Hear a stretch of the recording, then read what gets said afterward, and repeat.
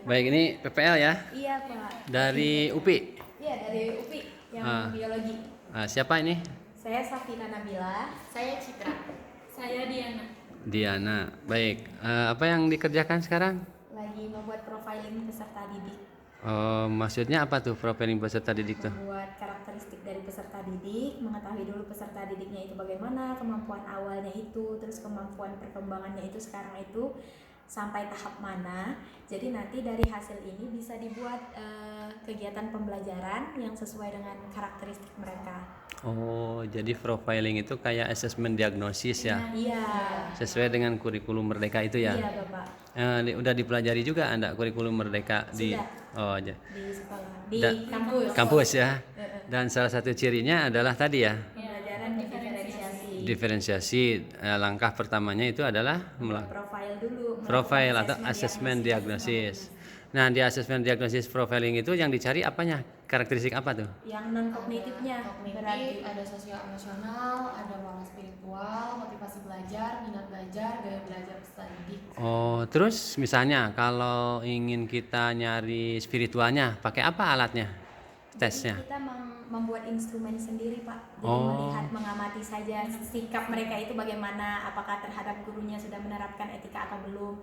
Ketika sudah menerapkan etika kan berarti mereka sudah termasuk memiliki salah satu karakter dari akhlak mulia kan Pak, yang mampu beretika dan Oh, baik. jadi Anda mengembangkan alat ininya, asesmennya. Asesmen sendiri. Oh, bisa ya? Ya bisa, ada guru atau ya. Ada guru kudu bisa. Nah, ini jangan sampai asesmen itu harus manggil lagi yang lain. Itu kan mestinya guru itu harus bisa juga membuat asesmen sendiri. Nah, sekarang Anda 1.200 di assess sama Anda? Enggak, yang kelas kita saja. Oh, berapa anak? Yang Kalau saya kan yang IBB ya Pak, Ya. itu 32 anak. 30. Nah, Anda? Kalau saya kelas 10-2, 34. Anda? Saya 11-1, 35. Oke, saya hasil profiling Anda, kelas Anda gimana? Kalau yang IBB ya Pak, aduh maaf banget ini Pak. Kalau untuk dari perkembangan kognitifnya, mereka itu belum menunjukkan sepenuhnya tahap operasional formal yang biasa itu. Terus kalau untuk melihat dari capaian pembelajaran, harusnya mereka ini kan lebih tinggi daripada fase E kan Pak. Mereka kan di fase F. Harusnya mereka itu udah mampu berpikir sistematisnya itu kan lebih baik daripada fase E. Tapi kalau mereka di sini yang IBB itu masih belum mampu untuk berpikir sistematis itu. Jadi kayak baca data, mengambil kesimpulan, mengambil inti dari bacaannya itu masih belum. Jadi emang perkembangannya itu mungkin agak lebih lambat. Seperti itu. Tapi itu kan mungkin dipengaruhi sama kemarin pas Covid, mereka nggak belajar tuh 2 tahun kan Pak, otomatis kemampuannya itu tuh nggak bisa dikembangkan juga pas kemarin selama Covid itu. Ya udah akhirnya mungkin sekarang yang mereka ini itu baru sesuai dengan yang fase E. Jadi yang kelas 12 sekarang itu kemampuan kognitifnya itu sesuai dengan yang di fase E, yang kelas 10. Jadi belum ke fase F-nya itu. Jadi solusinya apa kalau udah tahu gitu tuh? Harus lebih sering mengembangkan kemampuan itu. Jadi misal kegiatan pembelajarannya itu harus mengandung kegiatan yang bisa membantu itu. Misalkan kalau menganalisis data ya Pak, misal menganalisis data, harusnya kan mereka ini bisa langsung beberapa data blok jadi satu diagram. Tapi kalau mereka ini harus per step dulu. Jadi pertama data yang mengenai apa dulu, terus data apa dulu, baru nanti di berikutnya kita minta mereka menginterpretasi gabungan 1, 2, 3. Jadi nggak bisa langsung semuanya. Kalau semuanya kan nanti mereka beban kognitifnya jadi lebih tinggi, jadi susah untuk mengikuti, terus kemampuannya yang nggak berkembang karena memang susah mengikuti. Tapi kalau step by step mungkin mereka bisa belajar sampai akhirnya pas kuliah mungkin nanti udah mulai bisa yang langsung itu. Jadi itulah yang dimaksud dengan keterampilan berpikir yang dilatih ya. Iya Pak. Nah, jadi bukan menyampaikan pengetahuannya kan, Iya. tapi keterampilan berpikirnya, dan itulah yang harus Anda lakukan itu ya. Iya Pak. Wah, ini udah Anda lulus jadi guru. Oke, ini Safira ya, ini Safina. Citra, gimana Citra hasil Anda? Hasilnya alhamdulillah kalau kelas 10 sih nurut-nurut ya. Terutama kelas saya itu masih mau dikelompokkan kan. Kalau saya kan kayak kemarin juga ke kelas 12 juga Pak sempat ya.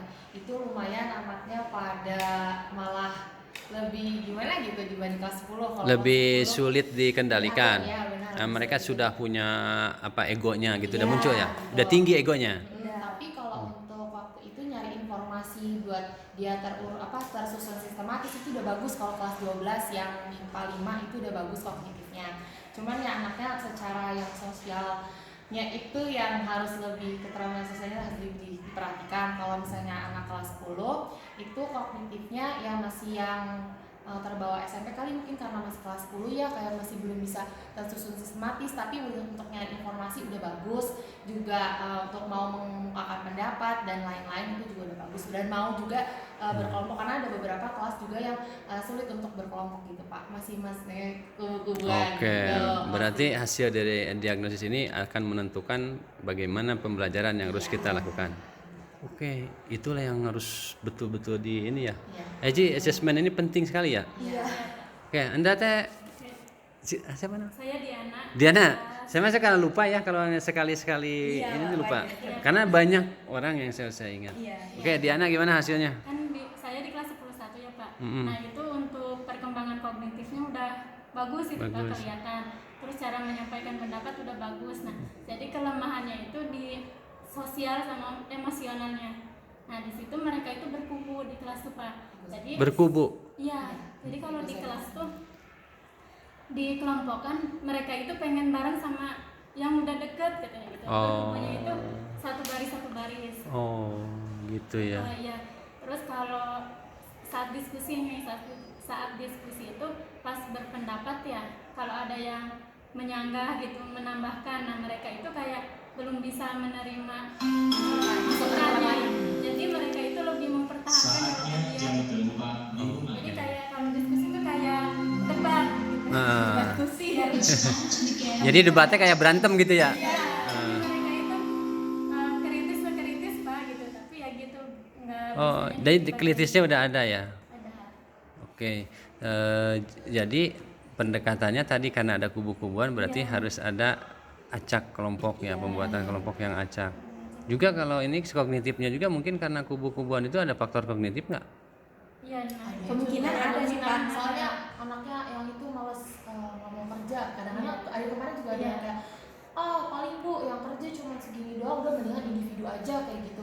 Tugas mah nggak individu aja Bu, nggak mau kelompok kayak gitu. Kelompok mah bikin ribet gitu. Pokoknya cuma ngerjain individu lagi gitu lagi. Ya.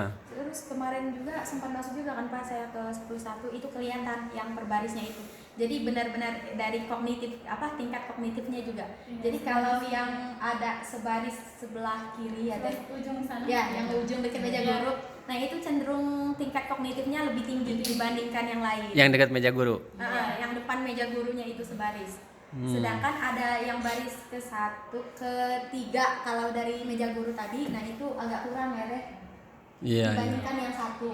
Apa yang kedua Yang itu? barisan selanjutnya. Ya, yang kedua. Yang ketiga tuh Alessandro ya. Gitu Itu mah ada kelas. Oh iya, ya udah kelas. Oke. Nah, kalau misalnya kayak gitu tuh jadi mengakibatkan kayak anak yang misalnya nggak bisa bisa bersosialisasi, nah ditambah sama anak yang kognitifnya tinggi, jadi dia minder, itu malah nggak mau duduk ya, jadi harus disuruh dulu, ayo sini duduk dulu bareng-bareng sama ini kayak gitu, harus disuruh kayak nggak mau gabung duluan sama anak-anaknya kayak gitu. Kalau misalnya diacak gitu Pak, kalau diacak. Oke, jadi luar biasa ya. Jadi kita harus terus mendiagnosis, kemudian treatmentnya itu jangan sampai salah kan, sesuai dengan kondisi yang dibutuhkan oleh anak. Artinya kan itu bukan kelemahan ya, kebutuhan. Kebutuhan anak tuh berarti di masalah emosional, masalah di sosial gitu ya. Jadi bukan kelemahan ya. Karena asesmen itu kan bukan untuk mencari kelemahan kan, mencari apa yang dibutuhkan. Nah, cuman kita suka membahasakannya kelemahan gitu kan. Nah, kan apa yang dibutuhkan dan apa yang sudah dimiliki anak kan. Nah, oke, sekarang Anda tuh serius jadi guru ini emang? Serius Pak. Dari- Kalau seriusnya serius. Oke, sekarang ini saya tanya, terus Anda itu kalau ingin jadi guru, munculnya ide gagasan jadi guru teh apakah dari sejak SD, SMP, TK gitu gimana? Kalau Safina ya Pak, Safina. emang dari keluarganya itu banyak yang jadi guru. Tapi kalau dari Safina sendiri itu pengennya ke kedokteran. Oh. Tapi karena kedokterannya gagal kan, jadi guru ini kemarin SNMPTN udah gagal. Terus di SBMPTN tuh 1-2-nya masih kedokteran, 3-nya keguguran gitu kan Pak. Ya udah nyemplung nih pas semester 1-2 ya kayak masih pengen kedokteran lah, masih pengen ngambil ke sini-sini kan Pak, tapi pas udah masuk semester 4, 5, 6 ya udah mau ngajar aja gitu ya. Terus nyari kayak gregetan, kadang kayak siswa itu pemahamannya tuh nggak penuh Pak. Jadi kayak apa ya, misalkan dia tahu nih kayak kenapa sih orang tuh bisa mati kalau kelaparan, dia tahu jawabannya karena kekurangan energi, udah, tapi sebatas itu, nggak penuh, nggak dihubungkan sama kenapa bisa kekurangan energi, ada apa aja. Nah jadi kalau Safina tuh lebih greget kayak pengen ngajar tuh biar siswanya itu pahamnya itu full. Ya itu kaitannya dengan kemampuan bernalar Iya, kan, kemampuan menghubung-hubungkan bernalar, konsep kan. Iya, Pak. Jadi sampai daya kritikal itu nggak sampai ke sana. Ketika sudah kehabisan energi, sudah titik di situ aja. Iya. Dia nggak muncul ide-ide gagasan yang lain. Iya, yang lain. Tapi munculnya kamu jadi Safina ingin jadi guru itu terbersitnya dari pas gagal kuliah masuk ke kedokteran aja ya, nyemplung gitu. Iya, ya udah nyemplung aja. Oh, jadi kamu ini masuk guru karena gagal gitu ya? Gagal di kedokteran ya udah Oke. pas masuk ke sini ya mau nggak mau lah Pak, ibaratnya kan kayak kedepannya perspektifnya ke guru kan Pak. Ah. Ya udah sekalian nyemplung, ya udah serius aja sekalian gitu. Oke, kalau Anda Sama kayak Safina sebenarnya. kecemplung. Cemplung, ya. Terutama sebenarnya ibu juga pengennya jadi guru, tapi bapak sebenarnya pengennya masuknya aku ke saya ke penerbangan, tapi saya sendiri pengennya ke kesehatan, terutama farmasi. Nah, karena dari farmasi, jadinya saya ngambil pelajaran yang masih ada berhubungan dengan praktikum, jadi biologi, dan akhirnya masuk ke biologi. Di biologi, di situ saya semester 3 itu udah ada magang buat masuk ke sekolah gitu. Nah, di situ saya baru timbul kayak ngerasain, oh gini ya ternyata jadi guru enak juga ya. Di situ baru timbul keinginan muncul pengen jadi guru saat magang pertama sih waktu saat kuliah. Oke, Anda Kalau saya dari kecil Pak, dari SD. oh udah ada. Ya dari SD kan ngeliat guru tuh ya, kalau setiap ngeliat guru itu kayak wah gitu. Makanya saya pengen kayak beliau-beliau. Oke, berarti Anda sudah dari PC-nya terus dari bawah ya. Anda kecemplung dan akhirnya belajar tapi akhirnya suka juga. Suka juga. Nah, sekarang saya tanya kepada Anda. Siap menderita nggak kalau jadi guru? Kenapa? Karena gajinya kecil. Kalau honorer cuma 2.040.000 loh. Pak. Kalau untuk guru masalah gaji segala macam sih udah tahu lah ya Pak dari orang tua gimana, karena kebetulan kan ibu tadi guru juga, Iya, iya. keluarga yang guru. Jadi udah tahu lah gimana. Jadi kayak Kalau dokter ya kan sudah gajinya, lah. dokter Oh kan iya lah Pak, kalau duitnya gede. Nah ini saya tanya kepada Anda itu serius nggak kalau jadi guru? Karena secara salary itu Iya. sekarang apalagi P3K hanya 3 juta. Ayo, nah ini harus betul-betul datang dari hati, karena kalau misalkan guru nanti ke lapangan itu lalu dia menghitung dengan salary, kasihan anak-anak yang jadi korban gitu. Nah, ini makanya saya tanya dari semenjak Anda sebelum Ria dari guru ya, kan sedang berlatih. Ini saya mau tanya nih, serius bener siap terjun dan siap tempur karena 2.040.000 loh kalau honor itu. Bahkan ada kalau di SD SMP 500, Iya ya Pak. 400. Ya, Ya, saya Ada. kemarin saya kebetulan kemarin 1 semester udah ngajar ya, Ya.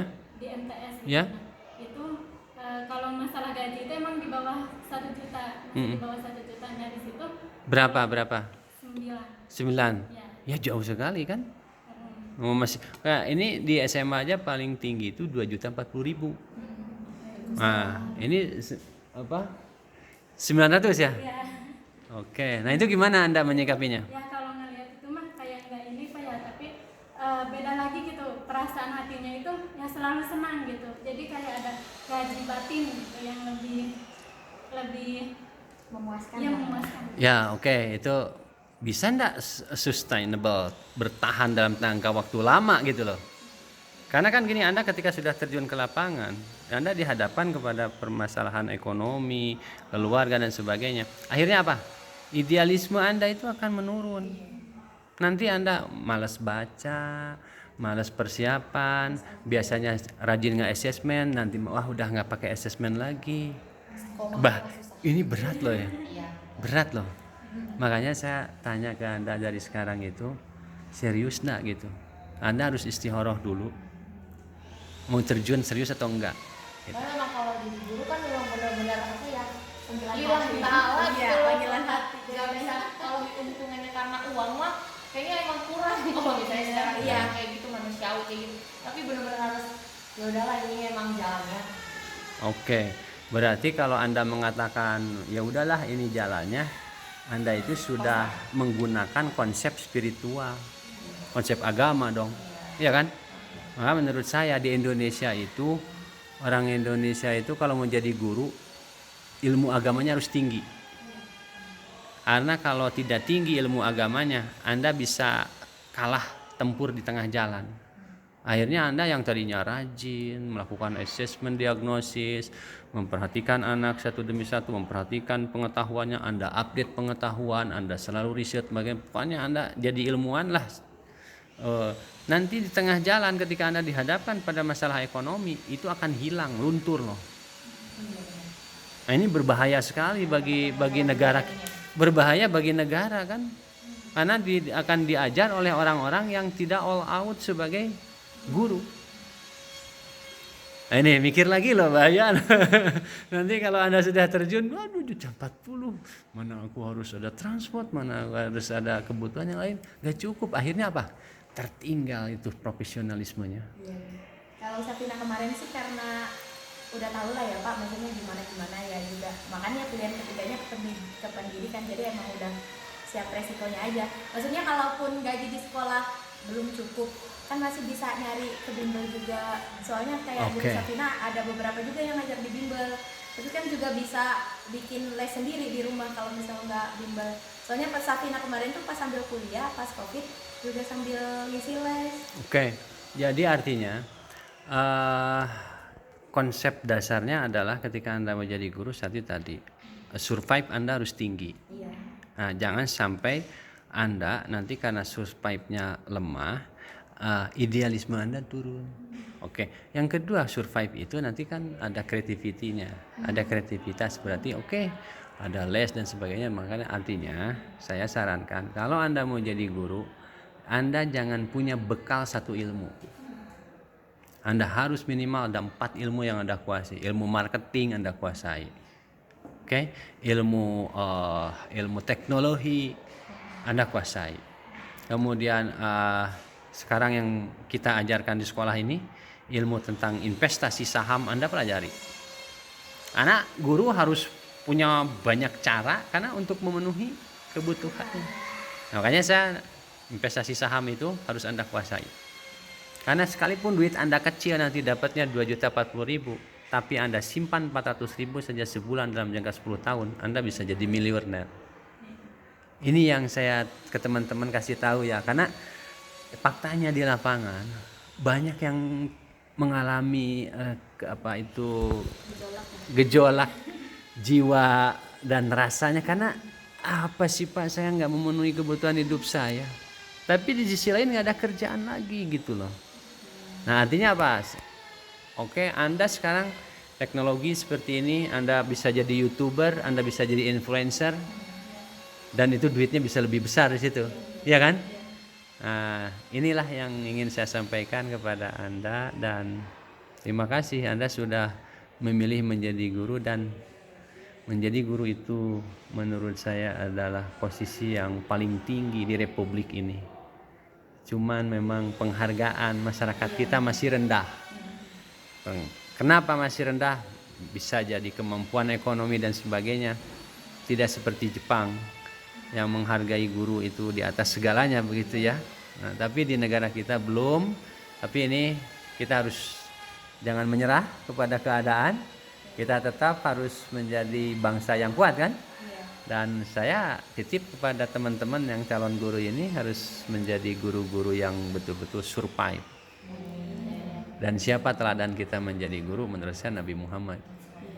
Ya kan? Dan guru itu memang tidak ada minta duit, tidak boleh, tapi negara yang harus menghargainya.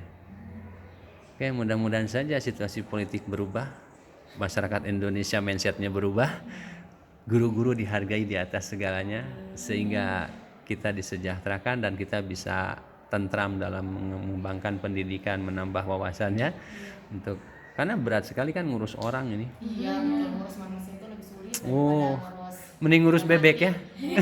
Kalau bebek nakal-nakal pencit ya. Apalagi ini nanti generasi kedepannya ibaratnya yang kita ini kan Pak. Iya. Tinggal ngedidiknya ya udah, kemampuannya juga nanti pas sudah siap jadi tenaga kerja ya juga kurang gitu kan. Jadi emang harus Ya, apa namanya ya, bener-bener. saya masih bersyukur lah kalau ada teman-teman di sini yang masih minat jadi guru. Saya masih bersyukur. Bagaimana kalau nggak ada? Iya. Siapa yang mau mendidik ya? So, nah ini idealisme Anda harus muncul loh. Dan idealisme ini tidak akan luntur kalau Anda dibarengi dengan spiritual, agama. Betul, serius. Dan rezeki mah insya Allah yang atur. Tuh begitu. Bahasa guru mah begitu. Oke, terima kasih. Lupa. Safina, Citra, Diana. Dan ini satu lagi. Aduh, mohon maaf. Wahana. Saya terakhir aja bertanya. Wahana menjadi guru? Serius? Sejak kapan Anda muncul dari jadi SD? Emang cita-cita? SMA sih Pak. Oh SMA ya. SMA mana Anda? Pesantren Pak. Oh pesantren. Oh emang jadi guru ya. Guru apa sekarang? Iya, sekarang biologi. Biologi. Ya, sawah ya. Oke. Tapi tadi udah saya dengar ya. Siap Anda menjadi menderita? Siap menderita Bu Hana untuk jadi guru? Insya Allah. Tidak menderita sih Pak menurut saya. Oh tidak ya? Iya. Tapi kalau dari salary mah menderita tuh dan cuma 2.040.000 sebulan ya? Iya. Nggak cukup lah. Oke. Berarti siap? Iya. Siap 2.040.000? Iya Pak. Tidak akan melunturkan ideologinya sebagai guru profesional? Iya Pak, insya Allah siap. Oke. Terima kasih atas waktunya. Ini saya mau publish di YouTube saya ya. Oh iya. Nanti ini jadi apa, nanti Anda 10-20 tahun ke depan nonton. Awas ditagih ya. Ditagih loh, awas. Bener. Tapi ya saya senang pada Anda. Berarti Anda orang-orang hebat yang sudah terpilih oleh Allah Subhanahu wa taala di sini. Dan saya titipkanlah anak-anak saya kepada Anda berikutnya. Mau tidak mau Anda kan pasti jadi guru kan? Kalau jadi guru pasti anak-anak saya semua. Se-Indonesia ini kan anak-anak kita kan? Maka guru itu anaknya banyak. Se-Indonesia ini anak-anak kita. Baik, terima kasih. Assalamualaikum warahmatullahi wabarakatuh.